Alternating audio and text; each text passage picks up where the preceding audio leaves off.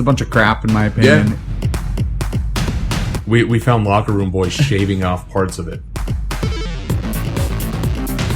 I don't know, but cuddling isn't the same as Tutti Frutti. And now for two guys who think they have something to say to the world. Here's Natty Ice and Wise Kai. Welcome back to North by Nowhere, now made with 100% pure cane sugar. So you know it's real. Today on the show we have Age of Ultron Easter eggs, as well as the Deflategate scandal to talk about. I want to say it's going to be just a little bit different format for you listeners out there today. As you know, Natty Ice is getting married at the end of the month. So we're going to try to push out two shows per week in these next 2 weeks. So finding stuff to talk about. I mean, we kind of have to change up things. And that's not saying that you're going to be getting two shows at a time in these next 2 weeks. Because we know that you want that much, but we got to keep you guessing a little bit. Just can't get enough of us. Our fans. I already have to wear sunglasses when I walk outside. Paparazzi. Oh boy. But, anyway, let's get right into it and talk about this Deflategate thing that's happening. Yeah. So basically anybody who watches any type of sports, anything, by now should know of this whole Deflategate garbage that's been going on. Yeah. Basically, all it boils down to is that the Patriots are cheaters, and this is the second time that it's happened. Dirty, rotten cheaters. Yeah, it's the second time that it's happened in the past 10 years with them. So there's this huge report that's out by this Ted Wells guy. He's an attorney. Oh. He's the one who kind of led the whole investigation into this. Oh, I see. Okay. And it's 245 pages long, this report, and I kind of skimmed. Did you read it? I skimmed through most of it. I shouldn't say I skimmed. I read the parts that you really need to read. Yeah. Did somebody go through and highlight it? No. Like getting a textbook or a used textbook in That college? would have been kind of nice, though, because I'd have saved myself some time. You ever get those? Yeah. Used textbook in college, and like all the important stuff is highlighted. You're Is that what we're talking about right now? This course is getting... I'm sorry. No, whatever. Yes, that is nice when that happens. No, you don't have to sugarcoat it. Just move on with your story. Go. So basically, I'll kind of just go through what happened here. The Colts and the Patriots, as you know, played in the AFC Championship game, and that was in January of this year, I should say. And last season. Yeah, last season. And apparently before this AFC game, the Colts raised some concerns with the NFL, saying that, hey, we've kind of noticed, or we've heard from people that Tom Brady likes to keep his balls on the lowest end game balls. Sorry, likes to keep at the lowest end of the acceptable kind of spectrum or inflation of the NFL footballs. Hence the deflate. Yes, exactly. So, they raise these concerns. The NFL is like, hey, hear you loud and clear, good old buddy, Yeah. And it's brought up to all the officials before the game and everything, and the show goes on from there. Well, sure. The first thing that kind of really happened is there's these two guys that were locker room attendants, apparently. Okay. And they were kind of the two main, what do you call them? Towel snappers? No. Ball washers. Okay, sure. No, they were the two main guys in this whole deal, them and Tom Brady. So it documents how they were told by Tom Brady. First off, this is before it was even these balls were deflated. Right. They were told by Brady to game balls, pigskins. Yes, to create kind of like a different set of game balls. So these game balls were to be gloved, quote unquote, instead of treated like the normal game balls. Basically what they did was they used these leather gloves that the receivers use. Right. And they just rubbed all over these footballs. Okay. Basically what it does is it rubs all of the tack and grip off of the football. Oh, so it's slippery. Right. Right. Because there's supposed to be weather that day. Yeah. So that's another thing that they're kind of, unfair advantage type Yeah. of deal. It was apparently done because it was going to be a wet weather game. Sure. And it's apparently a permissible practice because the balls were inspected by the refs before the game and passed. So at that point, you would almost think, if you're the people who are doing these inspections on these game balls, you're like, this is kind of weird that all of these game balls that the Patriots are using are all rubbed like this. And it's different. It could be, or is like inspecting the game ball just kind of something you glaze over because it's a pigskin? From what I read in this report, I mean, it's one of the refs that's like really, really well respected around the league, right? And he takes everything very, very seriously. So I don't think he really glossed over anything. Sure. So what happened after that is the refs went out and about doing their normal pregame routine. They have to go talk to the people out in the truck for the recording purposes. They got to do all this stuff before a game, which is likely a bunch of boring stuff that we really don't care about as fans. But it happens. All this stuff does. Has to happen. Yep. So the games, the bags of these game balls are left in the officials' locker room until they are brought out. Sacks? Yeah, the ball sacks. Okay. They're left in the officials' locker room. Testicles is what we're getting at. Do you get the joke there, audience? Yeah, that's real funny. They're put in the officials' locker room until they're brought back on the field before the game. So they're out and about doing everything. These are supposed to just be sitting in this locker room. Well, they come back to the locker room after doing the other pregame activities, and they see that the bags of game balls have been moved by one of the Patriots' locker room attendants. Well, that's suspicious. Suspicious, yes, but apparently it's also common.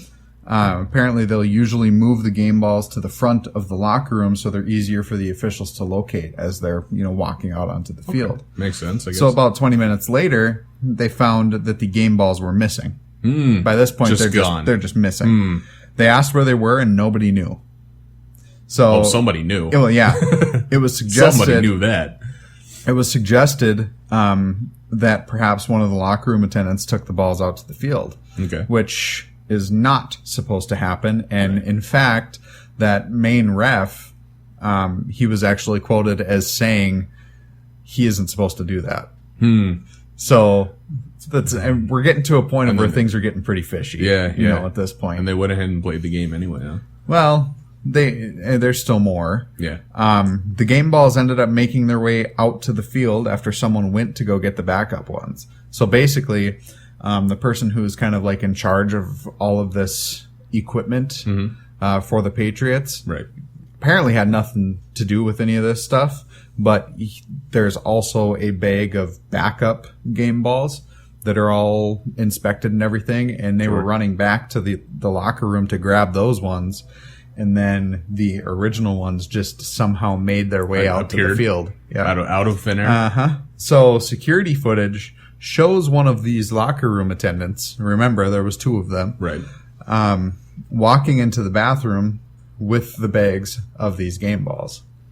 To do what? So he says that he was just going to the bathroom and he didn't want to leave them out. Sure. Right. Yep. But what a likely story. What a likely story. And that's exactly it. There's just, I don't believe it at all. Basically this whole part of this Ted Wells report is just full of damning evidence. Really? Yeah. I mean, it's just bad. Yeah. Like they even go through and even do their own little simulation of what deflating these game balls would take. So apparently how it was done is, if you've ever seen a basketball inflated, how they have this little needle thing that you have to, So basically what they said happened is somebody gave the dude one of these little needles that you put on the end of a compressor or a pump or whatever. Right. And that's what he did. He just inserted it into every single one and got it to a point of where he thought that it was, where Tom Brady wanted these. Right.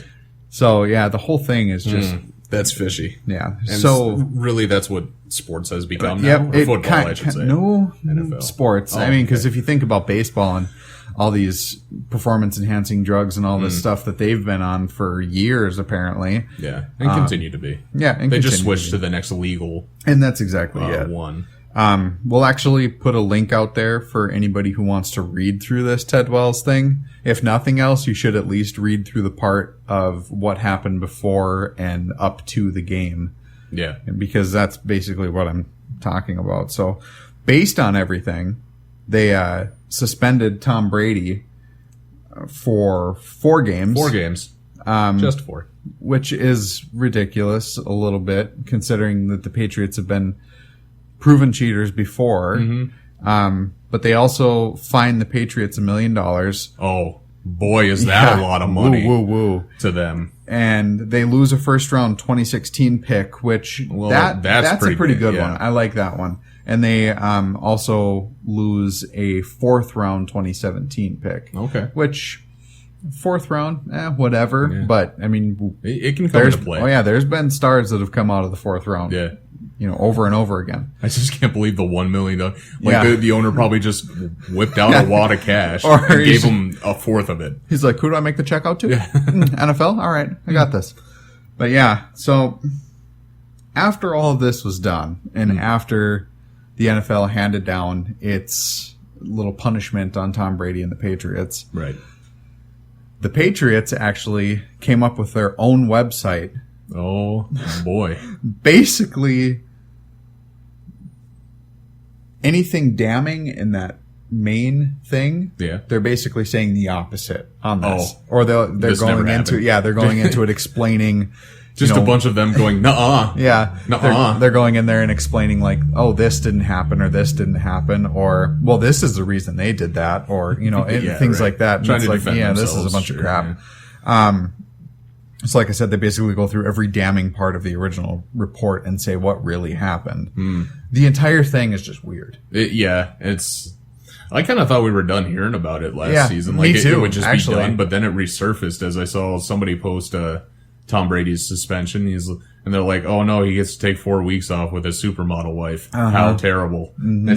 His supermodel wife and all of the money that he's made out. Yeah. But to be real, I mean, that is 4 games you miss playing with your team. And those are pretty important, but to me it should have been more. And this is the team, I mean, they won the Super Bowl. Right. So, I mean, this is the defending champs. They should just play the Super Bowl again. Well, that has nothing to do with it, though. And the problem is that... It'd be like a mistrial or something. Yeah. The just problem, all over.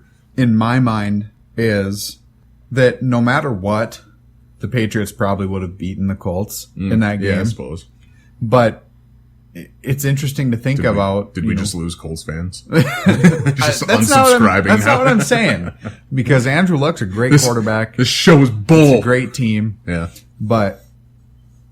I really think that the Patriots would have won. I mean, they're the eventual Super Bowl winners, so you can't really argue with it. Yeah, they're quote unquote great. They're always up there. Mm-hmm. Yeah, they're kind of like Yankees. To that dynasty status. Mm-hmm.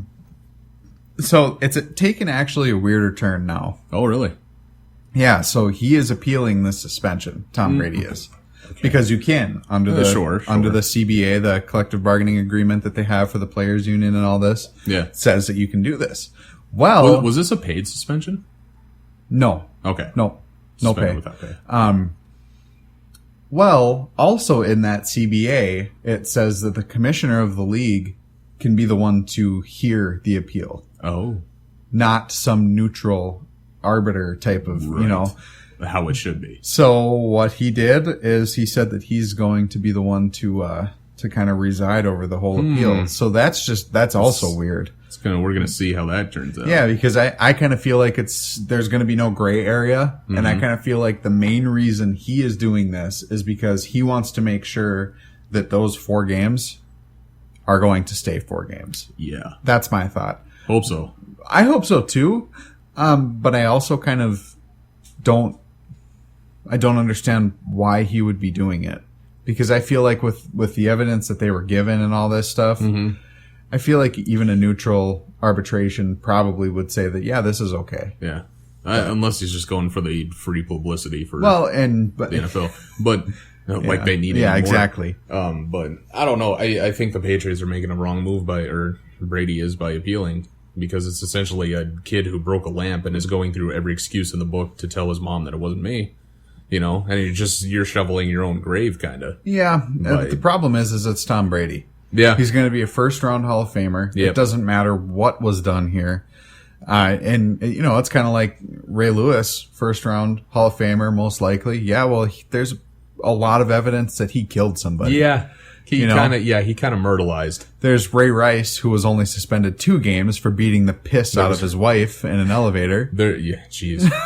There was a tweet about Ray Lewis, and he was commenting on all the Baltimore riots, and somebody tweeted back at him and said, "Yeah, but you killed someone though," because the tweet was all about we should, peace and all that. Yeah, stuff. I also saw a tweet the other day that it said apparently Brady should have just beaten his wife in an elevator. He only would have gotten 2 games instead of 4, exactly, which is so ridiculous. It is. When you're guilty of that, it should be a more severe punishment.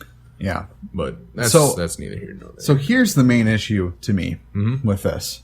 This is the second time, like I mentioned before, in the past 10 years that the Patriots have been involved in some sort of cheating scandal. What was it? In 2007, they were caught You had it ready. Oh, yes. Okay. In 2007, they were caught videotaping defensive coordinator signals in order to give them an unfair advantage during plays. Okay. So in other words, these defensive coordinators will make these signs with their body or whatever to tell the defense, what kind of set to get into. Okay. Well, they were caught with somebody at a practice recording these. Oh, I see. So they knew what it meant. These were. Yep. So in my opinion, like I said, I don't argue the fact that the Patriots are good. I don't argue the fact that they are kind of a dynasty status right now. Sure. But they are proven cheaters. Yeah. And it's happened twice now. Pumpkin eaters, really. Yeah, cheater. Right. But what kills me about this fact is that they're a great team and they shouldn't need any type of unfair advantage. That's exactly it. Yeah, I mean, you wouldn't hear of, in my opinion, and that's what the show is. This is skewed because I am a huge Aaron Rodgers fan. Yeah. But he doesn't seem like the type that would do something like this. Right. There's so many other, Andrew Luck even, for the Colts, who knew they had their backs against the wall in that game. They knew that they probably weren't going to win. Right. Yeah. But he didn't do anything like that, so he could have some sort of fair advantage. Yeah. And it's sad when teams have to go through all of that cheating. But, who knows what other teams are doing stuff like that and just haven't been caught yet. And that's actually what I have down here. It's like, what's to say that the Patriots haven't been doing stuff like this for years? And it also makes you think, there's no saying that any team hasn't been doing stuff like this for years. Just haven't been caught. And because that's what it is. It's all competition. So if you can get a leg up on somebody, you're going to take that shot. And they're kind of feeling, and to me, not that it's justified. Yeah, to me and to likely a lot of other fans, it's just like, well, if one team can get away with it, then why can't anybody else? Yeah, exactly. All they did was get $1 million fine. Yeah. And their star player was suspended for 4 games. 4 games. You should have at least done a whole season if you want to make sure that he doesn't do it again. Exactly. In my opinion. Yeah, but make sure the whole team doesn't do it again. But yeah, well, and I think that's a lot of what goes on in sports is that they keep trying this stuff until somebody says, hey, you can't do that. Mm-hmm. Because like I said, competition, you try to get the leg up on somebody. So, very true. Watching somebody's body movements to try to get a leg up until somebody catches you. But, at the end of the day, cheating is cheating. That's right. Plain and simple. That's right. It really is. I'd rather play by the rules. I would too. In a game. Because it's just, that's what the rules are there for. It's to level the playing field between both teams. And to prove that you're better on a level playing field by using, your own skill set. Yeah. So that's basically all I have about it. It's a bunch of crap in my opinion. Yeah. It's stupid that we have to get it shoved down our throats, yes, but it's also just one of those things that needs to stop happening. Just switch to college. Well, football. Maybe yeah, and because the NFL is just so huge. The great thing is college sports around here, college football in particular, is pretty incredible. You know. So the lady just brought me over yourteamcheats.com. All 32 NFL teams cheat. Yeah, sure. I believe it. So let's see here. Look up the Packers. We're going to click the Packers. cheating history. The Packers are the Packers are above average NFL cheaters. They've executed 8 real cheats. 8 real cheats. What are those? So let's see here. Recruitgate. Okay. Pedsgate, which is performance enhancing drugs. Apparently, they've done that 4 times since 1989. Probably every team. Gamblegate, that was back in 1963. So, yikes. Bountygate, Smash for Cash was one of the things about that. That's weird. Yeah, so it makes sense. And again, this might just be biased because I'm a Packers fan, but it makes sense that the Packers would be above average because they've been around the longest. They have, yeah, but we should definitely link that. Yeah, we will. Because that definitely is one of those things that's interesting to read through, in my opinion. Good find there, lady. The lady. She just winks. But yeah, we like I was saying, we should just switch to college because the NFL is so expansive now.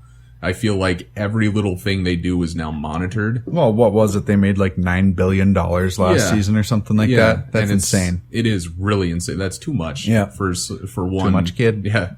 For one institution to have. And like I said, the Bison around here are great.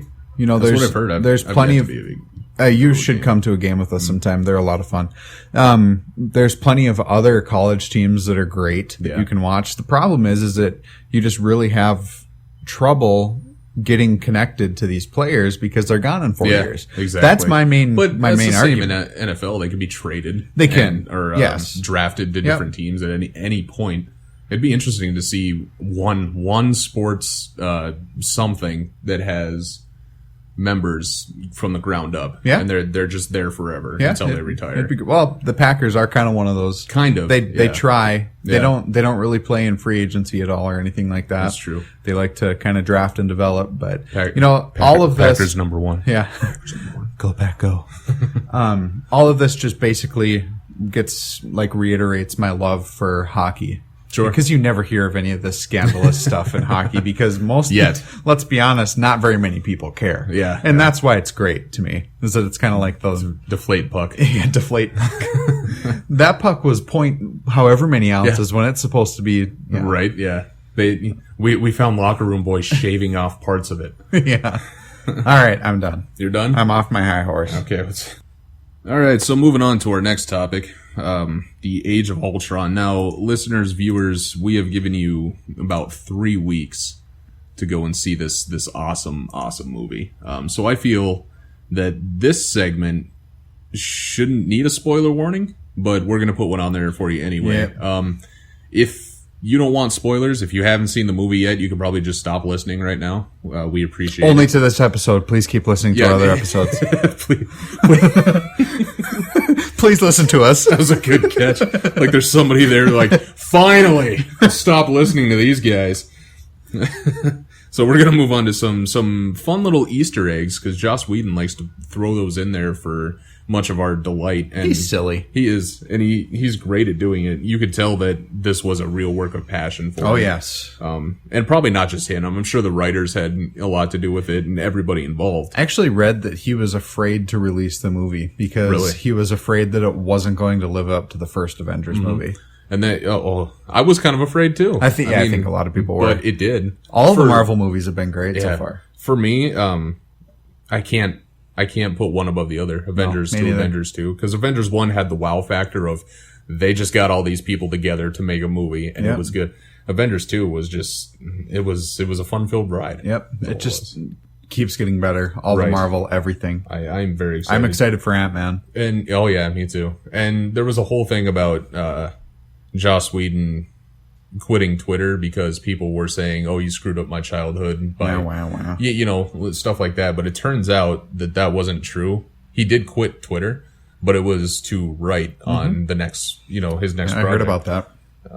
So just want to clear that up. Anyway, on to the Easter eggs. The first one, the Hulkbuster armor. The Hulkbuster armor. Kyle has a Hulkbuster armor. I have a shirt on. Yes. Yeah.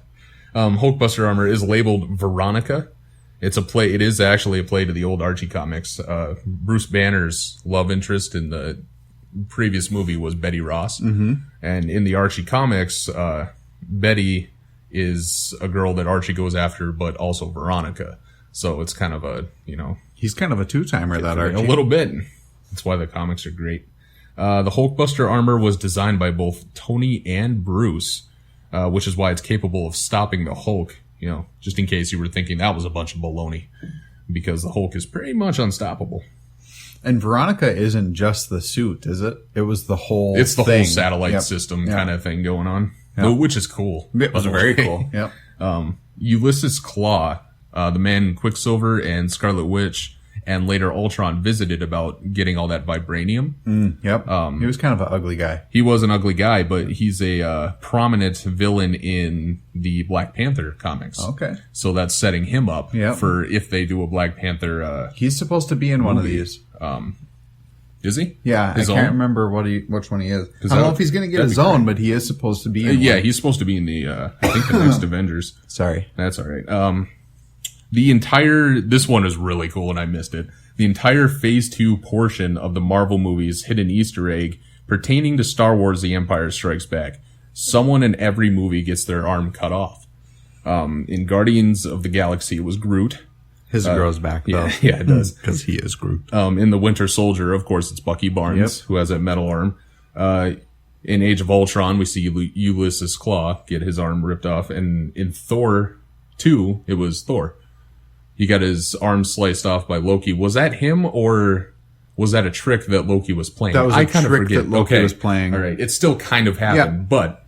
I forgot about that. Yeah, so did I, because I looked up the clip. I was like, what happened in Thor? Like, who? So I looked it up, and you see Loki cut Thor's arm off, and I'm like, was that the trick? That was a trick. Yeah. It had to be a trick. Because, he still had two hands. Mm-hmm. And then in Iron Man 3, it was Killian, played by Guy Pearce, the main bad guy, I guess, who can turn into the red...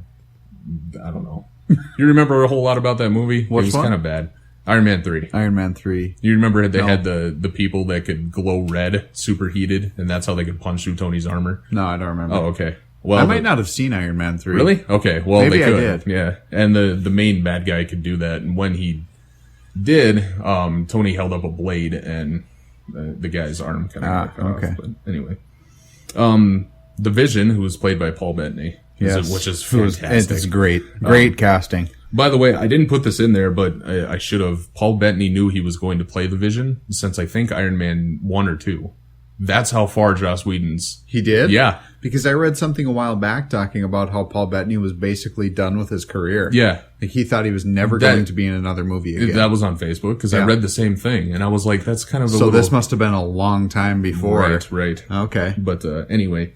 Pertaining to the Vision and Scarlet Witch actually fall in love in the comics. This is really an Easter egg, but I guess it kind of is, because when Scarlet touches Vision's mind with her, mind, she kind of gasps and goes backwards. She probably sees that they're going to fall in love. Probably. Because it's never explained what she saw. Yeah. But yeah, they fall in love in the comics, and they even have their own sort of miniseries that go on in the Marvel world. Next... Black Widow gets a text from Hawkeye about his newborn baby. The name, just in case you missed it because it flashed really quickly, was Nathaniel Pietro Barton. Nathaniel, of course, being Natasha, and Pietro being Quicksilver's name. Oh, Quicksilver's name. Yeah. Oh. The guy who saved him. I don't think... Did they ever say Pietro in the movie? Yeah, they mentioned it. Did they? Mm-hmm. Oh. And did you know that was the same guy that played the main guy in Kick-Ass? Yes. Yeah. Yes. I was surprised. Yeah. I was really... He looks nothing like he did back then, the dorkiness and all that. That's what happens when you slap gray hair on somebody, I suppose. Yeah, well, that's what happens when you grow all cool and do puberty, right? Like I didn't. Let's see. Oh, yeah, the entire battle sequence in the opening, I was just thrown into a battle. They're looking for Loki's. That was all set up in Marvel Agents of S.H.I.E.L.D. Oh, it was, huh? Yeah. Coulson, of course, as you know, wasn't on the big screen, but he has his own S.H.I.E.L.D. team, and part of a kind of a bigger mission that they always hint at within the episodes is some secret mission that Coulson's on. Well, it's actually locating Loki's scepter. Interesting. So, yep, that set up everything for Ultron. Which I kind of don't like how they did, because really you would think that that's basically Joss Whedon and everybody who is in this whole directorial team saying, well, you should definitely be watching the show too. And it's like, well, what if I don't want to? Yeah. You know? But yeah, I mean, it wasn't really needed. You clearly see that they're looking Oh, it was for great. it, Yeah, yeah. But yeah, and then there's also another spin-off, Agent Carter. I've heard. She had something to do with... She was in the first Captain America, wasn't she? Yeah, she was Captain America's quote-unquote love interest, I guess. But she had something to do with the Avengers as well, and it's one of their flashbacks, and I forgot which one. I should have wrote it down, but viewers, listeners, if you know, pop in the comments. Let's see. Baron von Strucker, sort of the comedic bad guy, again, within the opening sequence. Yes. He was actually, in the comics, he was a big nemesis to Nick Fury before he joined S.H.I.E.L.D. Interesting. So, he may have been dismissive as an on-screen bad guy, but you do have to remember he's the one who ended up with Loki's scepter in the first place, so you would imagine he gave them a rough time. What else do we have? Oh yeah, having Captain America almost lift Mjolnir, Thor's hammer, was a very nice touch, as in the comics he does have that ability. To lift it? Yep, he wields it on occasion. I can't quote the comic, but it's because, whoever's worthy can have this hammer. Well, who's more worthy than Very true. Captain America? With the X-Men belonging to 20th Century Fox, some awesome things get left out of these movies. Quicksilver and Scarlet Witch in the comics are actually Magneto's children. Though I heard they're retconning that into a different origin story for them. Interesting. And I think it has something to do with they were humans that were experimented on, as they kind of hint in the movie. Yeah. And that's one of the reasons that whenever they run into them for the first time, they say we have enhanced instead of saying we have mutants. True. And another thing is that Captain America's shield is actually made out of a vibranium and adamantium alloy, making it more badass. Of course, yes. But they can't mention adamantium. Yeah, those of you who don't know, adamantium is what Wolverine's bones are laced with. Yep, it's one of the strongest metals. Yep. Nigh indestructible. And vibranium, of course, being that it doesn't transfer kinetic energy, which is why anything that hits Captain America's shield is rendered useless. Pretty cool thing, that. Thor's vision, given to him by Scarlet Witch, is most likely a teaser for the next Thor movie subtitled Ragnarok. Ragnarok, yeah. Yep. And actually the little blurb at the end of it, end of the movie, wasn't that the bad guy from the Thor universe that's on the different planet? What, Thanos? Yeah. I don't know where he originated from. I'm pretty sure he was in the Thor movies. It could be. I'm not talking comic. I'm just talking in the movies. I'm pretty sure he was in the Thor movies. Where you last saw him? Because you never actually see Thanos in full on screen yet. Oh, I thought we did. No, in Avengers 1 is the first time you see him. Okay. In the back where he's saying that Loki failed and all that. But I lied. Yeah, that'll happen. Where was I? Oh, right, Thor's vision. Yeah, because it's all about Ragnarok, and I don't know about the comic Ragnarok, but I know in Norse mythology, Ragnarok is the end of days for the gods. Yeah. Odin foresees Ragnarok as being the time where all the gods die in some horrific and glorious battle, and so they all try to prepare for that, and it's really a allegory on how you can't change your fate or something like that in the mythology. So yeah, but I never read the comic, but that's apparently what this next Thor movie is going to be about.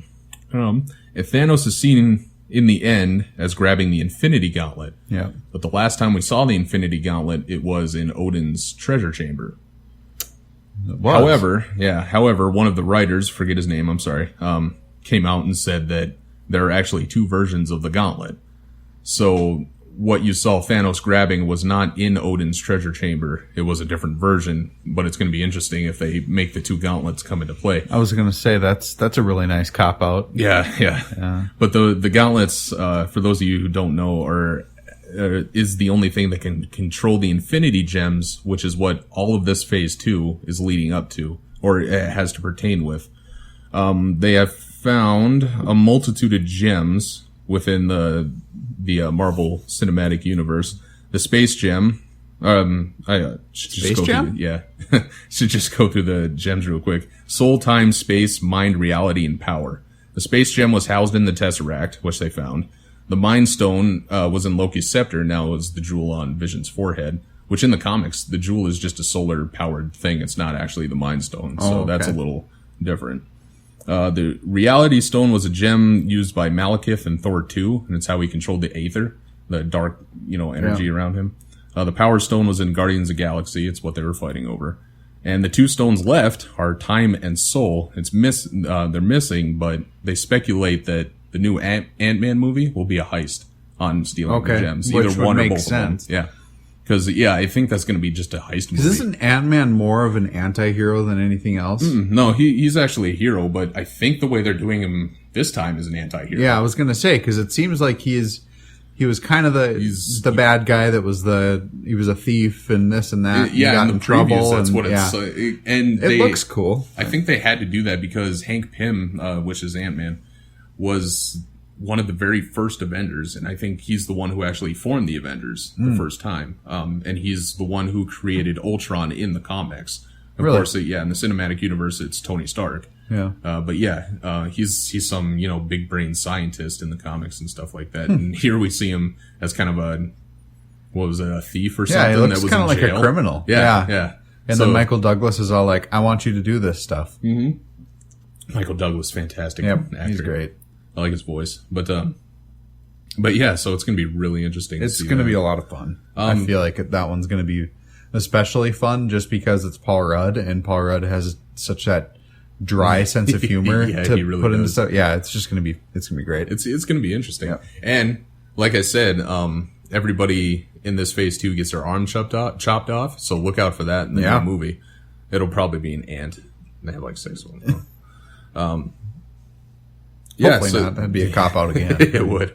That's really all I got. I know there's tons more Easter eggs probably out there, especially if you're like into comics, you can point them out. But but the other thing I wanted to mention was Doctor Strange and Spider-Man are supposed to be in the new Avengers. They announced who was going to play both of them. Really? Yeah. Did they get a Spider-Man? Yeah, his name is Asia Butterfield. Yeah, the young kid. He's really young kid. Very young. Because apparently they're going to reboot Spider-Man again. Only it's going to be Marvel this time. It's going to be Marvel, and there's going to be 4 movies. One for each year he's in high school. Oh, interesting. That to me is ambitious. To the point where you're especially just like... considering everybody at this point is like, oh, really? Another Spider-Man movie? Exactly. And, you're going to get to the point where it's just like, Spider-Man 3 came out.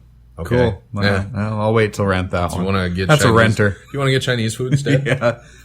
And then Doctor Strange, I'm actually going to look it up here quick because I could have sworn that they announced. It was rumored Benedict Cumberbatch for a long time. Yeah. But I don't think that's confirmed. But yeah, look that up. Oh, and speaking of Benedict Cumberbatch, who played Sherlock, his partner, Martin Freeman, who played Watson, is going to be in the next Avengers. Yes, and he is a fantastic actor. He really is. He was The Hobbit. Yep, he's the Hobbit. He was also in the Fargo show that they made on FX. Bilbo Baggins, in case you didn't know. Also Fargo, that's where we live. Yeah. Is he on the? Yeah, he's the main guy. Him and Billy Bob Thornton. I have yet to see it. It's great. You really should. Yeah, the first season was awesome. Even though, let me clear up some misconceptions, because just for the movie anyway, Fargo, that was not shot in Fargo. No, it was actually shot a lot in Minnesota and Canada. Their accents, the over-the-top, oh, how you doing, is... that's very much northern Minnesota. Northern Minnesota, as close to the Canadian border as you can get, pretty much. But it doesn't say who is going to play him. Okay. I think maybe it was Benedict Cumberbatch that I was thinking of. Benedict Cumberwumbers. But that'd be such a great cast. Fantastic actor as well. Hey, well. let's talk about Suicide Squad. Do you think Suicide Squad? Do you think it's going to be good?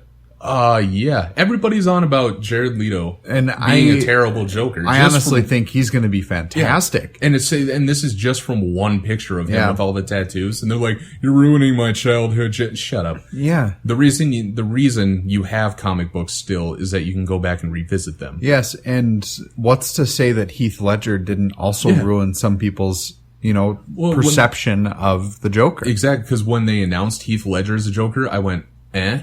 Yeah, I didn't kind of what it was. Yeah, I didn't think it would, because I was picturing Heath Ledger from like A Knight's Tale or what's that movie, 10 Things I Hate About You. Yeah, and I was like, there's no way he can pull out that kind of crazy. And lo and behold, he pulled out the best kind of crazy. I feel like, in my opinion, I think that Jared Leto's Joker will be a different kind of crazy. It's going to be. And I can only hope it will be. I'm thinking it's going to be the maniacal crazy that you see like in the Arkham Asylum games. Oh, sure. And things like that. Whereas in Heath Ledger's Joker he was that dark insane, creepy. Yeah.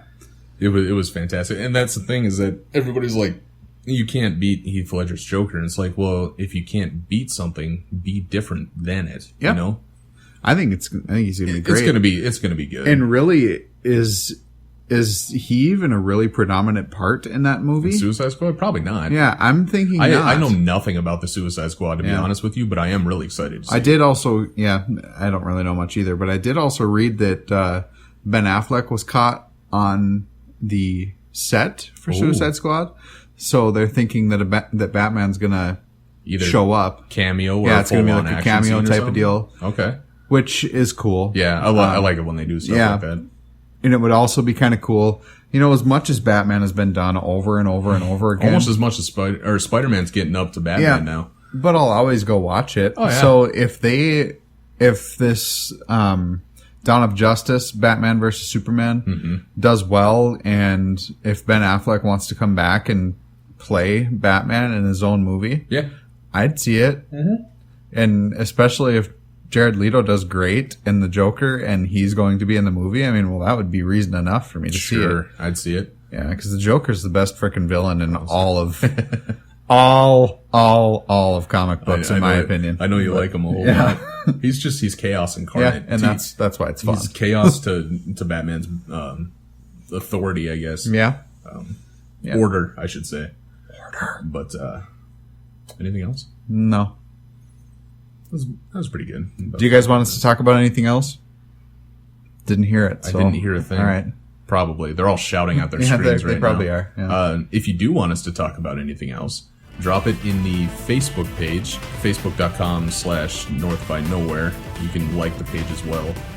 Or you can tweet it at us. Yeah, you can tweet it at us. We're at North by Nowhere. Yep. Or you can go to the YouTube channel if you're listening there. You can just drop it right in the comments below. Make sure you do all of the social stuff, especially share these videos, or the Spreaker podcast, or, you know, just any way you can share it would be fantastic and would help us a whole lot. If you listen to us on iTunes, please rate and subscribe, and even write a review if you want. The more of those we get, the better, really, for us. Yeah. So, and we're going to appreciate it. Yeah. Any support we get, we're going to pay back 100-fold. I mean, we strive to make this the best, and if we get enough viewers, enough listeners out there, we will start doing video casts or even live shows where people can call in. We'll figure out how to do it. Yeah, it'd be good. It'd be fun. But until next time, we'll see you later.